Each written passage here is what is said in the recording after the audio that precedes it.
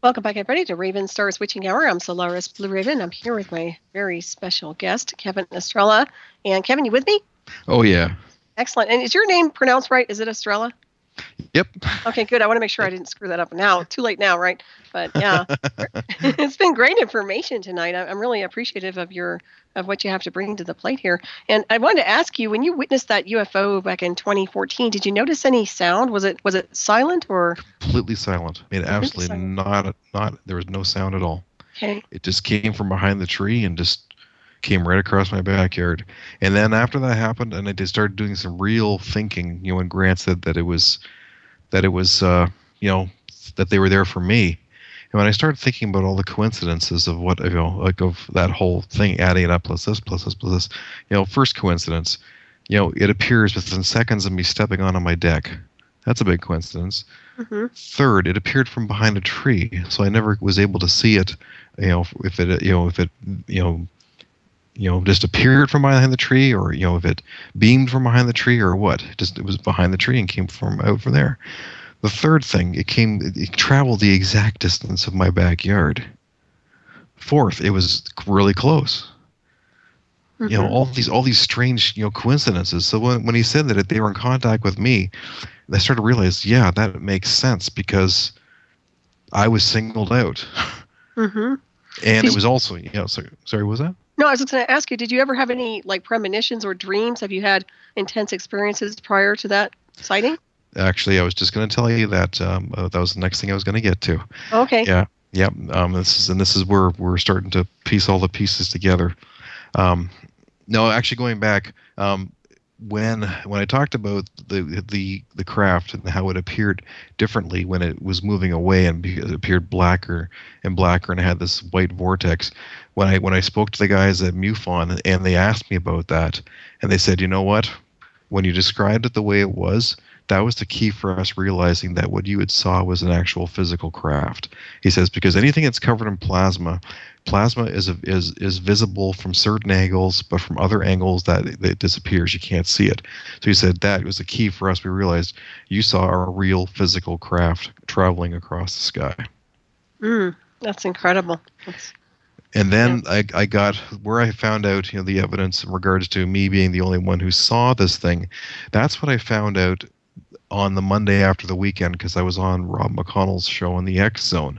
And prior to me being on the air, they did their own research, because they're actually from Hamilton, and they looked up the night of August 21st to see if there's been any anomalies reported that night.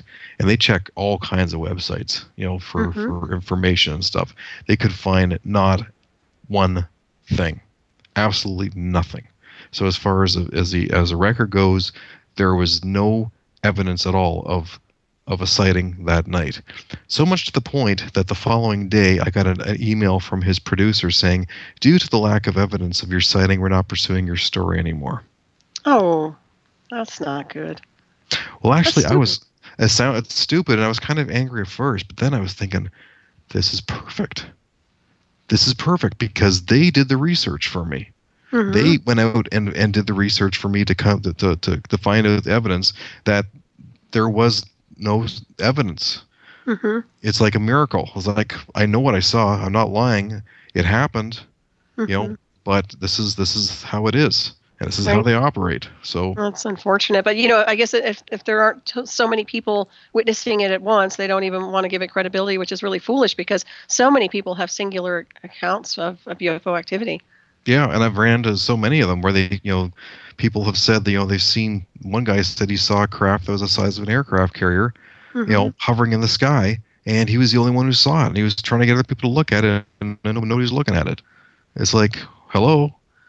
And it's happened to many other people. Right. Where they're the only ones. Mm-hmm. What comes to mind is phase shifting too. At some point you look back in the old civilizations who kind of vanished, and people wonder what happened to them. And I always say, well, it sounds to me like they ascended. They phase shifted to another dimensional space and frequency.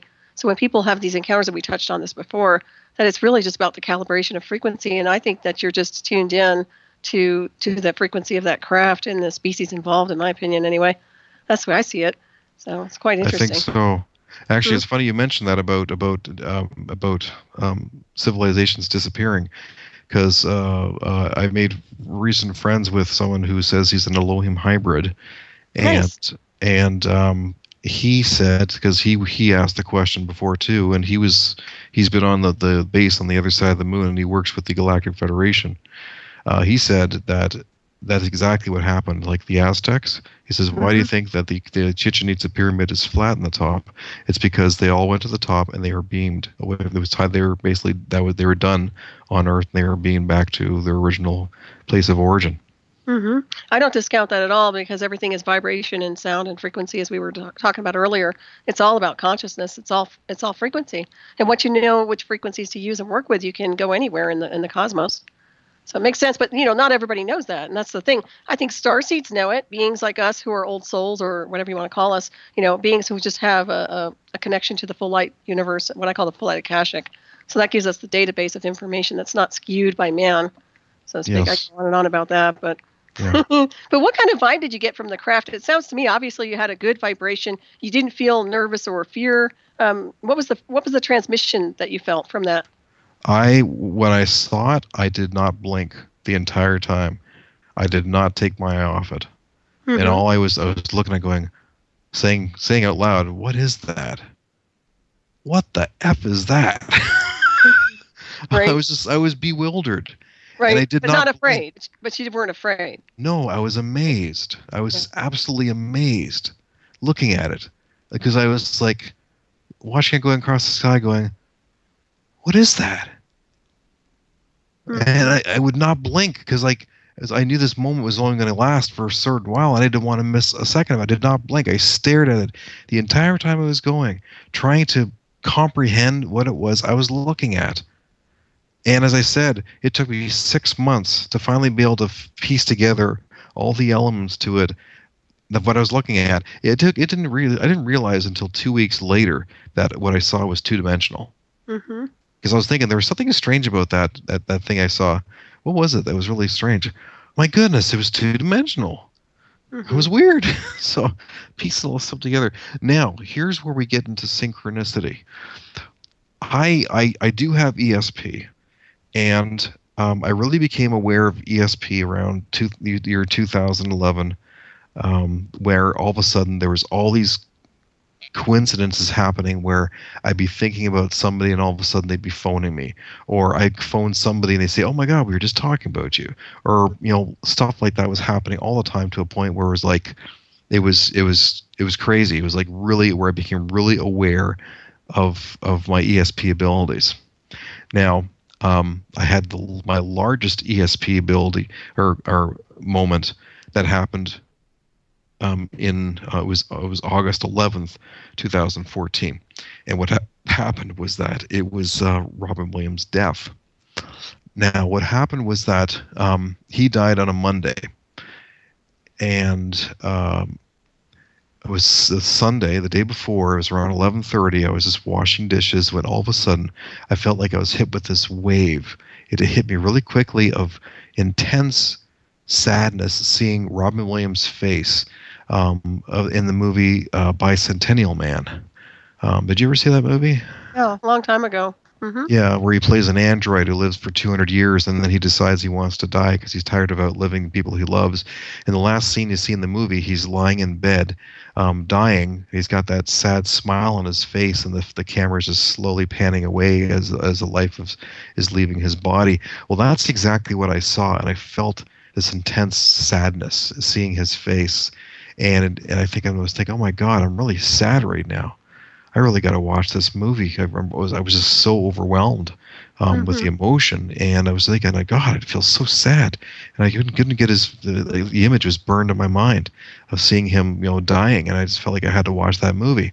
Well, then a little bit more than 24 hours later, it was Monday night, and Lisa, my wife, she says, "Oh, by the way, did you hear that Robin Williams died today?" I'm like, "Oh my goodness, that's so sad. Oh my God, I saw him dying yesterday." And it was like, oh my God! I turn around and say, "This is not coincidence. This is ESP. I saw him dying yesterday. I cannot deny this. I cannot deny this." And it was like, oh my God, this is crazy. Well, guess what, Solaris? What day did I say that happened on? I said it happened on August 11th, exactly 10 days before my sighting. Wow, that's very interesting. Yeah. Yep.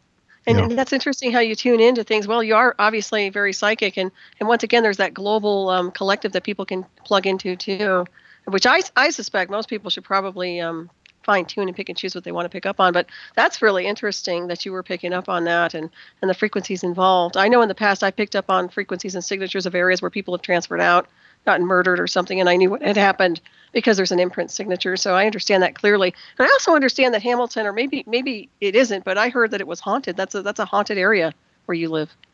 There are haunted buildings. Yeah. Okay, yeah, I think it was somebody I interviewed over there, and he had been doing Haunted Hamilton or something like that, if I'm not mistaken. Oh, so that creeps me out. There's only one thing I'm afraid of, and that's ghosts. Oh, come on. Yeah. Oh, that's funny. Well, no, I just didn't want to change the subject, but it came to mind because of I had heard that there's a lot of activity out there. So I think, honestly, it sounds like a hot spot where you live anyway, energetically speaking. That's my point. So very, very interesting. There's no doubt about that. Have you encountered any? Well, obviously, maybe you haven't, but have they? Has there been sightings of black triangles up there? I believe so. Yeah, yes. I was just curious because I know there's a lot of the black triangles seem to be very popular around the East Coast here in the U.S. So I was just curious if you had seen any. I believe that there has been, yes. Yeah. Okay, I just wanted to check and see. Those things, I think they're ours anyway. I get the feeling that they're really not part of the off-world race, so to speak. They're more like our secret space program and things like that associated. But did you ever get any encounters with the MIBs? Or I don't know if you guys have a version of Men in Black up there. But did you ever have anybody over there kind of snooping or anything like that? I haven't seen any myself. I haven't heard from anybody. Oh, that's good. No. I'm glad to hear that. It seems really quiet. Like, honestly, I am certain that, somebody's tapping into, watching what I'm doing and who I'm speaking to, because I've spoken to some very important people, and I'm sure I'm on the radar with somebody. Well, I mean, yeah, once you start coming out on the, in the internet, of course, that's a big place to go, and yeah, well, they'll track. But, what's interesting is we had touched on this with Misha, but literally the contactees get kind of tracked anyway because they have that connection to off-world races.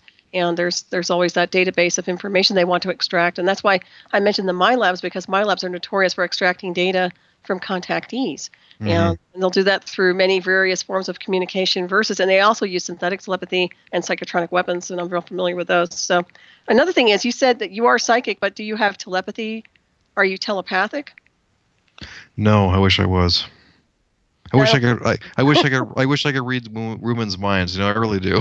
I don't think you really want to be part of that, but I've been with the artificial telepathy. I understand how it works, but that's man-made. Oh, but really? yeah, that's another scenario.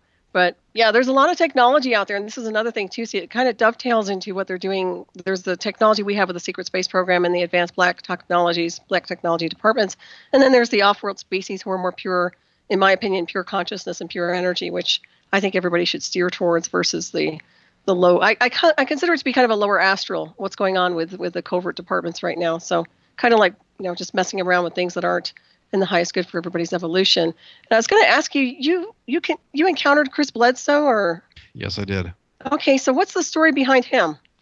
Well, actually, his story. Do you remember the movie Fire in the Sky, the Travis Walton story? Right, yeah. Mm-hmm. Well, Chris Bledsoe's story is being turned into a major motion picture, which is supposed to be released this year.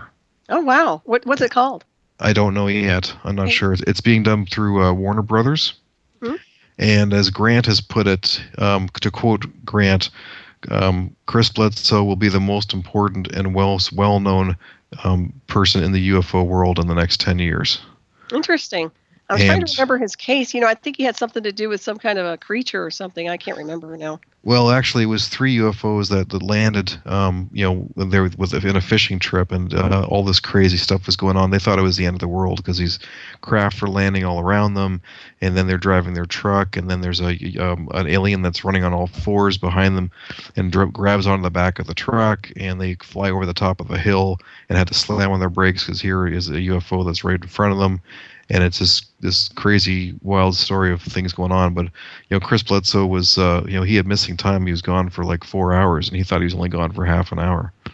And then he discovered a whole bunch of stuff under hypnosis. And then his story was done. Who did it? MUFON did a story on him, but it got really twisted around, and I think he was kind of taken for a ride because the guy who, at the end, they did a lie detector test, and it was done by an ex-FBI guy, and said that the Chris was lying, and so to try to discredit him. Well, was it neutral? I mean, how did he come up with the fact that it was lying? Because you can manipulate those. Those tests are not you can manipulate them through consciousness. Let's put it that way. If you're good. Yeah, I really don't know all the details of it, but okay. I know that the story has not stopped with Chris. From what the movie was, and I became friends with Chris, and we've had long conversations, chatting on the phone, and I wanted to share some stuff with you and with the listeners in regards to some of the things that he has told me, which are very important, that are going to change the world. So the information I'm going to share with you is going to blow people's minds. So excellent. You ready for this? Yeah, let's go. Okay. Well, first of all, the beings that he's dealt with the most are he calls the tall whites. And he says they're like the Nordic race, or the same race as like Zeus and stuff like that. He deals mostly with them. They've let him fly the craft, and I asked him what's it like, and he says, Kev, it's like being an exhilarated child. He says once you're hooked up, you feel like an exhilarated child. You move around. You don't feel like you feel like you're not even moving anywhere, but you're moving around, and you control everything with your mind. Yeah, I'm familiar with that. Yeah, symbiotic interface. Okay. Yeah. So, and what he's told me, when people ask, is God real? Is the Bible real? Is Jesus real? Well, Chris will tell you, it is, everything is real. It is all real. He's met angels. He's seen angels. And this is where things really get crazy. He was given a message that he had to share with the world, but he didn't want to give the message, so he sat on it for a long time, and he wouldn't talk about it. And so they decided, they picked him up one day, and he was flown across space. And so he remembers landing on a planet and in a valley, and sitting in this valley was this woman on this throne who was all glowing in radiantly white and silver, and who he referred to as the Shining Lady. And I asked him, and she basically said to him, you have a burden that you're carrying, but it's your burden to carry. You must deliver this message. And so I asked him, who is the Shining Lady? Because he's not the only one who's had an encounter with her. Sammy Hagar she's appeared to Sammy Hagar as well in his bedroom, and he's written a song about the Shining Lady. So I asked, who is the Shining Lady? He says, Kevin, she is the mother. And I said, and she says she has many names. Mary, Isis. He's met the Virgin Mary, the mother of Jesus. Yeah, the Divine Mother. The Divine Mother. Very interesting. Very, very interesting. And when I asked my hybrid friend Walter about the Shining Lady, he said, "How do you know her? Where'd you hear about her?" And I said, and I explained. She said basically that yes, she is like a supreme being who's reached such high states of vibration through multiple lives and stuff, and she is like a sacred entity. So he knew who she was. So I was trying to cross-reference, here, and he said, how do you know her? Who'd you hear about her from? And so I was like, well, this is pretty freaky. Wild, yeah. That's crazy.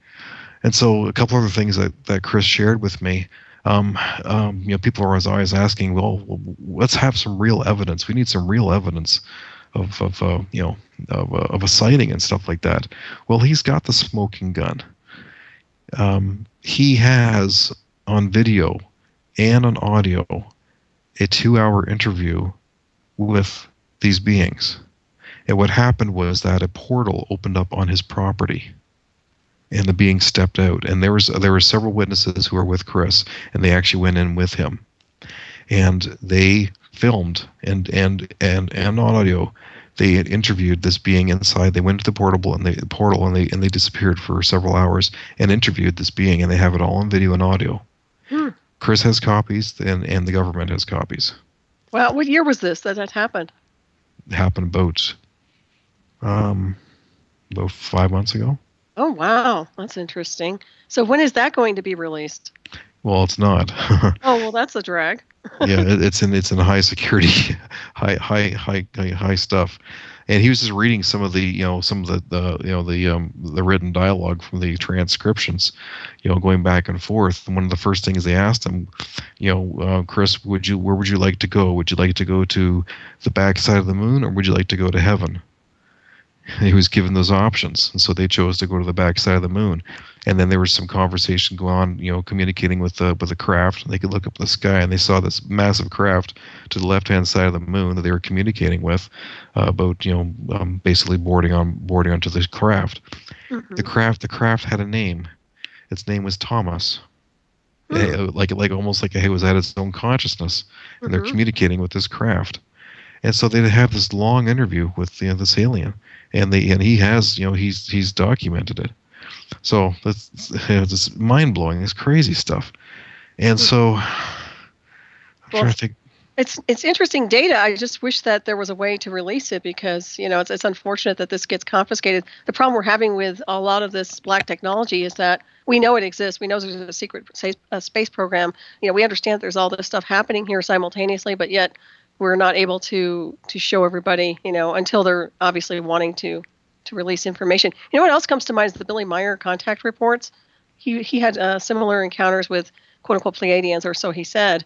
But that was very interesting also, where he was supposedly taken out and up on a craft and all that stuff. So yeah, it's pretty wild. Where does he live?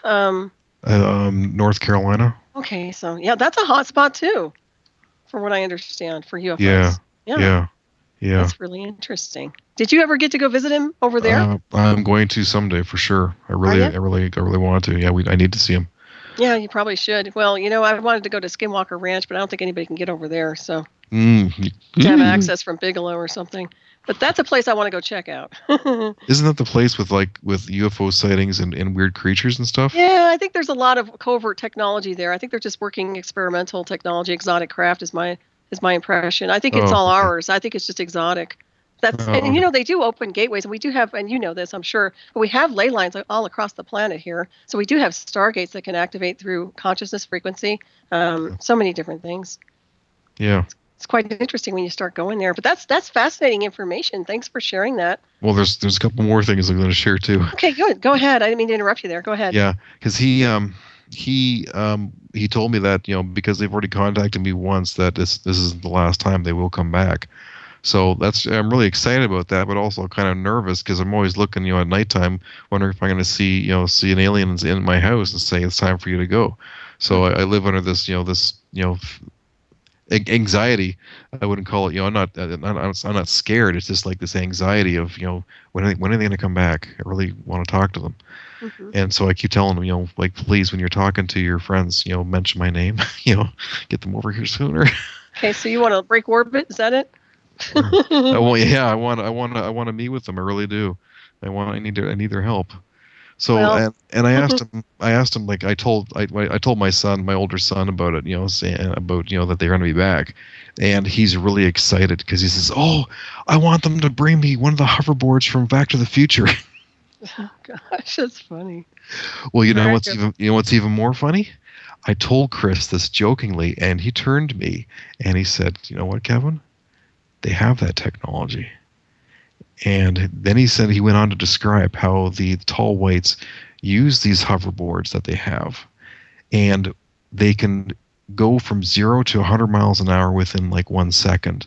And he says, and when they do, they create this glowing blue effect around the person who's on them, which makes them completely impenetrable to RPGs, to missile fire, to machine gun fire, to anything.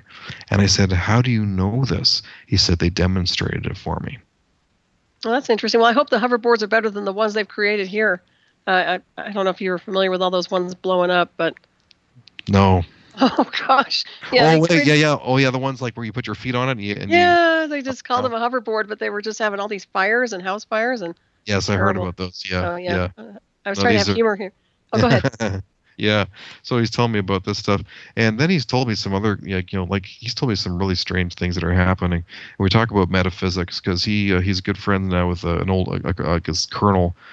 I forget who the colonel was, but they went to Las Vegas a few weeks ago, about a month ago, and Chris had another strange, thing that happened. I'm not going to get into detail with what happened that, but he remembers that the colonel took him to a facility that they do certain military, like certain experiments, and he says, check this out. And so he spits into a petri dish, and then they put a size monitor into his saliva, and then he goes to the opposite side of the building, which is a mile away, and he's talking. And when he's talking over there, the petri dish is vibrating. His saliva is vibrating when he's talking. Interesting. Yeah. It sounds like nanos. Something. Well, they do all sorts of exotic technologies. I mean, if people were to understand what's really going on with the covert technologies, they'd be blown away. They're at least 100 years beyond. Like I said, they have the artificial telepathy interface. I mean, there's elite groups out there who actually work the technology. So it's not really that foreign. It's just we're not familiar with it because most people haven't been exposed to it. But I'd like to know who that colonel was. It's not Aquino. It wouldn't have been him, would it? I can't remember his name. Okay. Yeah. That's curious. Not too sure. Yeah. Interesting. Well, we're about ready to run another. I think we're going to run some more music here, aren't we? Jerry, you want to play another tune? Okay, I'll set it up here. Okay, which one are you going to play? The next one will be. Hang on just a second. Would be Dream Division. All right. Awesome. Oh, can I mention something about this song? Yeah, set it up. When we talk about one of the big things that Grant talks about with musicians are downloads that people get, musicians getting downloads, and how many songs from famous people were just like given to them in dreams. This song was given to me in a dream. I can't really give credit to writing this song. And the way I had this dream was I was watching in this dream I was watching some guy interview Joe Satriani, and Satriani is sitting at a recording console, and he says, "Yeah, we just finished a new album. We got a couple bed tracks laid down." He says, "Well, can we hear some stuff?" And he starts playing this song, and I'm thinking starts off with the guitar, and then the bass joins in. It was doing something slightly different. The guitar, the drums join in. They're doing all something different, but it all worked together really well. And I thought, wow, I wish I could write something like this. And then I realized, wait a second, I'm dreaming. Satriani never wrote this song. And so I wake up and I write all the tracks out, and this is Dream Division. So nice. I didn't write this song. It was given to me in a dream. Very nice. Okay, great. Here we go. All right, hold on just a second. I'm gonna play the other one here. Something happened to that one. Hang on. Heaven's Gate's coming up.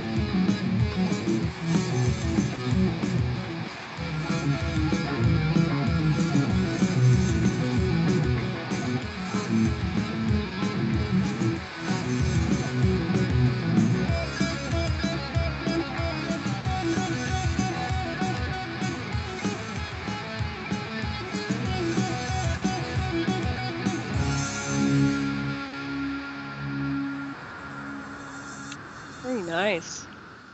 Great stuff, Kevin. And if people want to purchase your CDs, how do they go about doing that?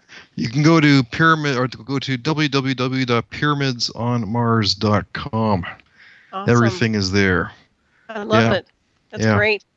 Yeah, you should be really proud. You do quite an excellent job with that. Thank you. Yeah. Actually, when you played that, I think it must have been only like one speaker, because there's actually harmonized guitars going on, and they only captured one guitar on that. Okay. I think we had a little glitch in there too, didn't we, Jerry? A little bit. Yeah, some Skype did some weird thing when I hit on it. It just glitched Skype, and there was something weird going on. I had to go find it. It just actually was weird. I don't know what it was. But Skype's like that. We can go ahead and play the other one now if you like, while I'm still set up. Yeah, let's go ahead and do that, considering we have about 25 minutes left of the show. Yeah, let's play. Yeah, hopefully that one will run, right? Well, let's see if it does. Here we go.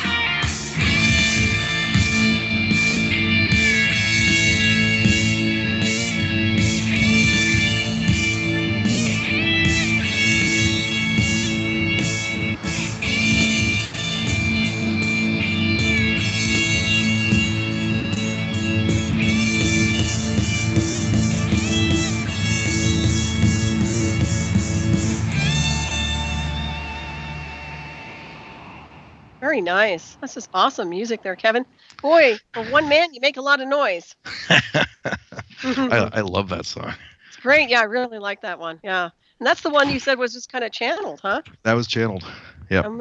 Wow, amazing. Well, you never know what you're doing in the multiverse. You're probably working really hard in other dimensional spaces, and you bring it all in here. Well, there's been so many crazy things that have happened, and I'm really starting to really pay attention to my dreams because I'm being downloaded some kind of information. Like, for example, when I was talking about synchronicity, well, here's another big one. It was several months ago. I had this dream where I was being handed to me my custom guitar by these aliens. And it looked very much like my guitar I have right now, which is a Satriani model, but I've got it done in the chrome finished. But what I noticed was that in the neck, it had this design in the neck, which it was green, and it was like this double helix DNA thing going on. And I recognized that pattern being that it's actually a crop circle. There's this DNA double helix crop circle. And I thought, wow, that looks so amazing in the guitar of the neck. And then amazingly, 3 days after my dream, I was started to be followed by neck illusions on Twitter. And they do all these custom design neck graphics. So you go to neckillusions.com and you got to check out their stuff. It's amazing. And so I contact Mark and I said, hey, I got this idea for this design, and I sent him the drawings and stuff. And I said, can you put this together for me? Is this possible? And he said, absolutely. He says, this looks amazing. And so not only did they create the DNA double helix neck that I saw in my dream, but I ended up getting an endorsement for it. Awesome. Yeah. So if you gotta check out, them out. Actually, they're listening to the show right now. Hi, Mark. Hi, Jessica. You guys rock. Go ahead and plug their website again. Yeah, neckillusions.com. Go Very check them out. They make amazing stuff. And so now I got this DNA double helix neck illusion design, and it's being retweeted like crazy. Like, people are loving it, saying, hey, this is an amazing design. Where can I get one? And so, it's available on the site there. It's really cool. Right, there's that synchronicity again. And what age did you start playing the guitar? 10. Wow. So Yeah, you've been 10. playing a long time. Yeah. You're really awesome. I mean, you do sound a lot like you have your own signature, though. So you're not just like Joe Satriani, but I can see where they can kind of correlate that frequency and maybe a little bit of the style. But yeah, that's awesome. Amazing. So did you actually play by ear, or how did you start playing guitar? I started off in group lessons. That's where I originally started learning. And then I didn't really start taking my guitar playing seriously until my cousin introduced my brother and I to Rush. And then I really started to take my guitar playing seriously, and I had to learn every Rush song possible. And so then thus began the journey. Mm-hmm. And it wasn't until I was in grade 10 when my buddy next to me said, hey, check out this guitar player, Joe Satriani. And he hands me Surfing with the Alien. And I listened to it, and I was just blown away by what he was doing, and the energy and the instrumental, and how catchy the phrases were. And I thought, that's what I want to do musically. That's who I want to be like. And so thus began the journey of, I wasn't the guy who, I was the guy who, on his lunch break was going down to the guitar room, grabbing a guitar and practicing. And I just, dedicated my life to becoming a better guitar player, and mostly done through ear. Mm-hmm. I tried to get into the music programs at York University, but I was rejected. But it ended up being a blessing in disguise, because my brother got into the program and he absolutely hated it. He said they're nothing but a bunch of jazzers, and they have no respect for anything else except jazz is it. Well, that's interesting. There's no doubt about that. Maybe one of these centuries I'll tell you about some of my experiences with Rush, but we won't do it on air. But anyways, so are you going to tour? Are you doing some tours right now? Right now, not really touring. I'm playing. I'm trying to get into the larger festivals that are going on in this area here in Ontario. Okay. Right now, most of my focus is based upon radio interviews and magazine interviews, and growing my social media following. I'm also releasing some online guitar videos in order to help increase followers for Pyramids on Mars, and also releasing some official music videos. So I'm really working on building a real solid what do you call it, fan base. Right. And if I get into larger shows to play, I will do it. But like really, I found that playing the the bar scene in Toronto was really a waste of time. It's really fickle, and you basically they expect, okay, how many people can you draw? How many people are going to come out to your show? It's like, is that's all you care about? And then by the time you actually get to play, I end up usually being the headliner because I'm such a strange, eclectic, virtual guitar player, that by the time I get up there on stage, all the other bands who are playing that night have already packed up and left and took their crowd with them. And so I'm left for playing for the people who I brought out. So like, this is just a complete waste of my time. Yeah. When I'm getting I'm getting 150 new Twitter followers every day, I think I'll just stick to that. Yeah, no, I don't blame you. And are you going to write a book about your personal experiences with the UFOs? I'm actually thinking about approaching companies to create either like I had a friend who had connections to he has friends who work for some TV channels or shows down in Las Vegas, and he was talking about turning it into a reality TV series. And I thought that'd be a fantastic idea. So I'm looking at either something like that, if somebody has interest in taking it, or turning it into like a short film or something like that of my what has happened with me. Right. Maybe a documentary or some kind, like a documentary or like a short film. Somebody who's interested in taking on the project to tell my story. That's kind of one of those ideas I have that's in the back of my my to-do list. Probably have a big to-do list, I'm sure. So who does your Pyramids on Mars graphics? Who's doing that? That is done by her name's Nadia Wittick with Harlequin Studios here in Hamilton. I approached her and I said I got this idea. I wanted to take this picture and I want to put pyramids into it. And then she created the ecocosmic graphic, and I just she did a fantastic job with it. And so I got T-shirts for sale of that, and posters are available for that all on my website. My CDs are also available on my website too, all in the store. The website has a lot of cool stuff. You can check it out. There's a lot of testimonials from people talking about Pyramids on Mars. There's all kinds of press releases of magazine reviews on my CDs. Links to radio stations that I've done shows with, telling my UFO story. It's all up there. There's music videos, and if you subscribe, you actually will get a chance to get into draws. I have draws for free merchandise of CDs and posters and stuff, and also, as I said, I have online instructional videos which I'm going to be releasing very soon that are going to be teaching a lot of techniques of Yngwie Malmsteen and Joe Satriani, particularly with Satriani, his legato technique, which is basically like his hammer-ons and pull-offs. But there's a lot of people out there on the YouTube who teach a lot of Satriani style in the style of Satriani, but what they're teaching is they teach the steps, but they don't teach the dance.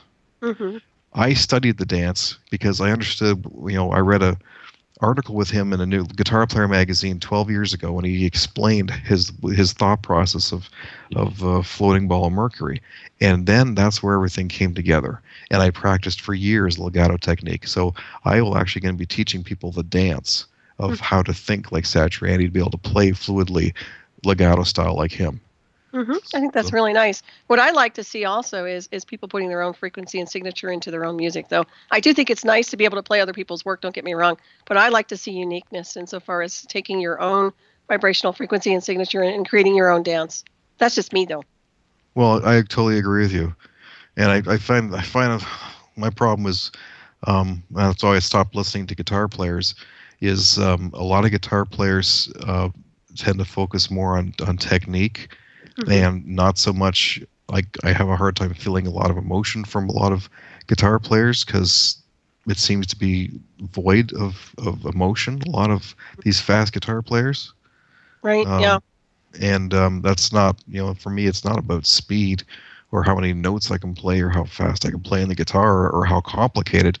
It's about conveying an emotion. And that's why, David Gilmour is probably my most favorite guitar player, because he can play one note and play more in that note than most guitar players will play in their entire lifetime with a million notes. Right. He has a great guitar too. I don't know if he have a Les Paul. I don't even know what kind of guitar he plays. Yes, a Fender Stratocaster. Is it? Yeah, his tone quality is amazing. I play the flute. I'm not a guitarist, but yeah, amazing sound. There's no doubt about that. So what do you think it takes to get sound like that? Is it just kind of a nice I don't know, equipment setup or what? No, it's your soul, it's your spirit speaking. I found that through myself, where it doesn't matter what guitar I pick up, whether it's a $25,000 guitar or whether it's $150 guitar, I still sound like me. It's the player. It's the spirit of the player who is coming through the instrument. And I was thinking, because my friend knew what my new album I'm working on, I completely switched guitars and went to my Les Paul, thinking, oh, geez, I'm going to sound different. It's going to sound completely different. But I started playing my Les Paul, and I sound the same. Wow. Completely different amp, so completely different guitar with different pickups and stuff, and I sound exactly the same as my other guitar. So I realized, geez, it's not the guitar, it's me. It's the player who makes the sound. Because I sound like me. Yeah, I like that, because you never know. Sometimes people are not as soulful as others, so that's always nice to see. But you can definitely tell that you have some real soul and higher consciousness through your music. It's beautiful. So I do want to thank you. We're getting ready to wrap this up in about 4 or 5 minutes here. Yeah. I want to thank you so much. It's been really, really a pleasure to have you on tonight. I'm glad you reached out to me, and I hope to have you back. I would love to come back. Absolutely. Yeah. I'd love to have a chance to chat with you. At another point, because I want to hear. I should send you my documentary. You might blow a gasket when you look at it, but yeah, I'm happy to connect with you off air and we can talk and also let everybody know how to get in touch with you if they want to reach out with you. Let's give them a rundown on your website, your Twitter, everything you have. Sure, yeah. Easiest way to find me is on pyramidsonmars.com. You can email me from there. Follow me on Twitter at pyramidsonmars_. Those are the best places to get a hold of me, for sure. Easiest places to get a hold of me. Yeah, no, I'm glad you're out there putting that music out. It's awesome. And I do want to thank everybody for tuning in tonight, and also stay tuned for Shiny Side Out with David Dunger and Becky coming up next to sign you on tonight from Down Under, as they always do, with a great show. And also, when you were a child, do you remember having any kind of contactee experience, or maybe your parents having contacts? Not a contact, but I definitely I was awakened when I was 5 years old, when I went to this book that my doctor had, this huge book on the moon. It was a picture book, and I always went to it and picked it up and went through the book. So, and when I went to it, the pictures with the astronauts were all really crystal clear. And remember, we're going back to 1976 when I was like really young. But then when I started getting into the deeper pictures of the moon and craters and stuff like that, I noticed that there was stuff that was blurred out. Page after page after page after page of blurred out stuff, and I'm not stupid. I'm young, but I knew that they were covering something up, and so maybe I scratched the picture thinking that the picture would appear, or I'd flip the page over to see what maybe I can see it from behind. What are they covering up? And then 25, 30 years later, I see the same damn pictures on the internet showing that there's alien bases on the moon, and I realized, oh my God, I saw those pictures back in the 70s. They were covering stuff up. And that's where when I first really started to pay attention to space, thinking that there's more out there that we're being lied about. And that's when I first realized it. Exactly. Well, they like to airbrush those photos. There's no doubt about that. But then once again, I talk about the cellular memory and our own Akashic records of truth, where we can actually override a lot of the obfuscation and the smoke screen. So that's really good. And I think that's what you do. I mean, that's why you're connecting to higher dimensional spaces and species. So I think that's fascinating. Yeah, let me know what goes on with that. I'll have to have Grant back on my show. It'd be nice to have both of you back, actually, together. Absolutely. That'd be awesome. Yeah. Go ahead. Yeah, actually, he's going to be at the Alien Cosmic Exhibition again this year in Brantford, and I'm picking him up from the airport to give him a ride. All right. Well, tell him Solaris says hello. I had him on my show, and we talked all about music and covert technology, and he's great. I just love him. He's awesome. Yeah, he is. It's very informative. There's no doubt. And he talks as fast as I do, too, by the way, or even faster. Trust me. Yeah, he does. Yeah, he's great. He goes full speed ahead, doesn't he? Yeah. Hey, have you heard about John Edmonds? Are you familiar with him and his ranch activity with UFOs? No, I haven't. Okay, yeah, you might want to look him up. He has a ranch that's going on. I guess he has some kind of he claims he has a Stargate of some kind where species are coming in and out, but these guys are kind of hostile, and he's been supposedly taking them out. So you might want to Google him and check him out, John Edmonds. John Edmonds. Okay, I'll write that down. Yeah, and definitely we can give you some information on that for sure. But I think you might be interested in that. There's some places where they're just hot spots for quote unquote UFO activity, or even if it's a Stargate or a portal, obviously something can connect in. It may not be so positive, but I'm glad you've had the positive experiences. That's might have been positive. Yeah. I'm just vibrating at a higher frequency. I think you can what's tell. going on. Yeah, well, that's the whole idea, is to get everybody to vibrate at the higher levels of consciousness, so we can step up into what I call the galactic neighborhood versus this weird maelstrom of really negative energy that there's a lot of transmission with negative energy right now. I don't know if you pick up on it, but I'm well aware of it. Excuse me, here in the Americas anyway, Colorado in general. So yeah, there's a lot of stuff happening here. So have you been to any of besides that one? Are you still attending the UFO conventions or no? I'm going to the one, the Alien Cosmic Exhibition again this year in Brantford. I'll be there for all 3 days. That's the one that I've been able to go to. Excellent. Are you going to speak? If they ask me to. Okay, I was going to say, I think up. Yeah, you might be surprised that you might get out there and start talking like Grant. Well, maybe. That's right. Well, thank you so much for joining us, Kevin. Thank you, everybody, for tuning in. Have a great week, everybody. Thanks again, Jerry B. Thank you for producing. My pleasure.